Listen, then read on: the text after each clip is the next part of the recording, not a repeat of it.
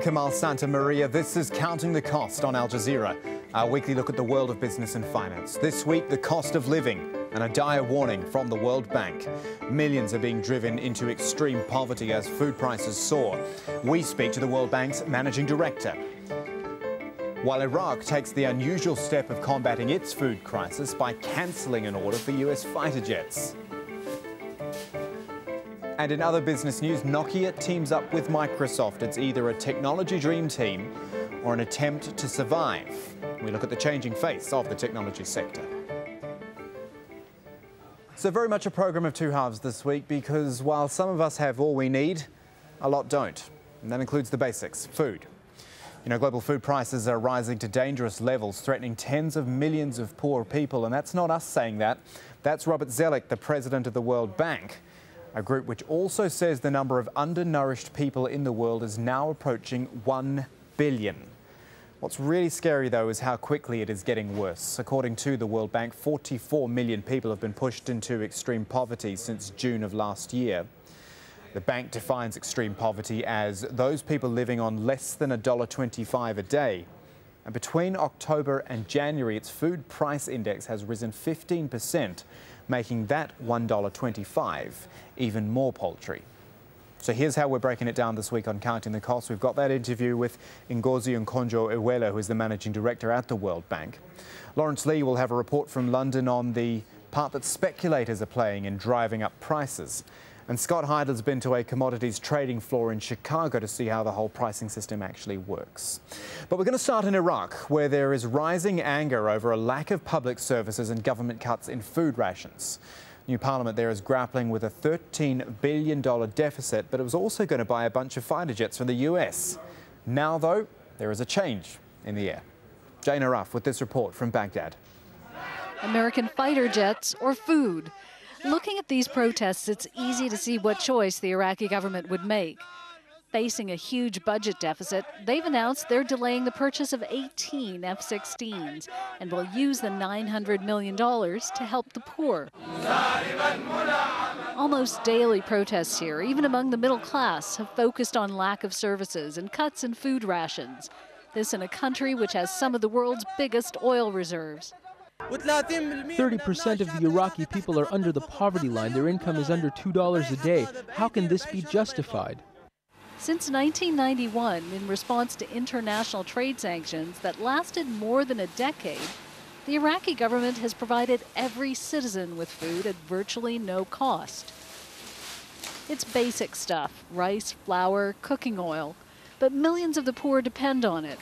With the budget problems, corruption, and mismanagement, those rations have been getting smaller and smaller. And Iraqis have been getting angrier and angrier. There's no water, no electricity for 15 days. Flour stopped 5 months ago. There's no sugar, there's no tea, says Zahra Hussein, a widow who supports 10 people. F-16s like these, sold last year to Pakistan, were to have been at the center of a new Iraqi Air Force, which would eventually be able to defend Iraq's airspace. The head of Parliament's Economic Committee, a member of the opposition Iraqi bloc, says if it weren't for corruption, Iraqis could afford the fighter jets. In the previous budget, billions of dollars were assigned for the ration card, but because of a layer of politicians and ministry employees who regretfully did not deal with this money honestly, the ration system almost collapsed. The United States had been counting on the contract as a continued foothold in Iraq, as well as a boost to its defense industry. The Iraqi military had hoped to rebuild its air force, but so far it's not Iraqi pilots who are demonstrating in the streets. And now to the two reports we mentioned earlier. In a moment, the mechanics of the commodities market with Scott Heidler in Chicago. First, though, the increasing accusations that the very same banks, the hedge funds, the financiers whose speculation caused the subprime mortgage crisis, and we know what that did, they're the ones apparently causing food prices to yo-yo and inflate. Lawrence Lee has more on that.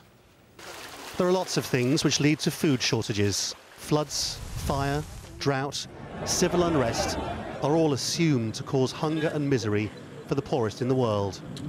What's less well known is the extent to which the actions of some of the world's richest money men compound problems which are already bad enough.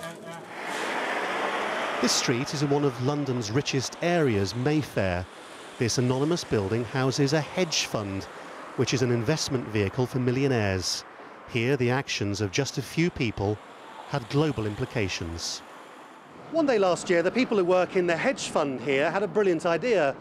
They bought 240,000 tonnes of cocoa on the London commodities market, 7% of the world's supply. Having cornered the market, they then simply stored all the cocoa in warehouses. The price of chocolate reached its highest level for more than 30 years.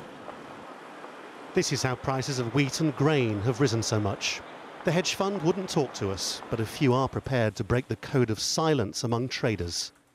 This man used to work in the City of London, but then appeared anonymously in newspaper columns, becoming famous by blowing the whistle on the behaviour of the financial markets. To them, food is just an asset, just like an equity or a bond or anything else like that, or a currency, and they have no regard whatsoever that for other people it's whether they live or die. So it really, I'm afraid, is a ruthless place, and there is a general cynicism in the city and in finance generally. Deregulation of the commodities markets has meant the same financial institutions which caused the financial crash now trade staple foods which keep much of the world from starvation, just like oil or gold. Whenever there's a crisis, like a flood or a drought, traders bet against the price of food going up or down. Critics say they systematically distort prices to make money. In moral terms, I would describe their behavior as completely immoral. Every economic decision does have a moral consequence, and the bankers' actions don't pay attention to what happens on the ground as food prices go up. Food is a fundamental human right. It's not a commodity to be bought and sold like any other. It's an open question whether proposed banking reforms could stop commodity speculation from turning crises into potential disasters. But one thing is certain. In places like Tunisia or Algeria, hungry people cause civil unrest. And that in itself should be enough for Western governments to worry. We're here on the floor of the CME Group where commodities are traded, agricultural commodities are traded. And to get a better perspective of this, we're joined by David Hightower. Now, he's been doing this. He's been in this line of work for 30 years. Now, David, explain to us how food prices, agricultural commodities, can be affected by extreme weather around the world, say like a flood in Pakistan or a flood in Australia. How does that affect how commodities are traded on this floor here in Chicago? Well, we're trying to determine the future price for people that use these commodities.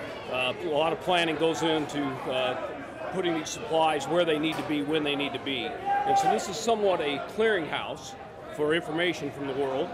Information flows in and out of these pits, but more and more information is coming from around the globe.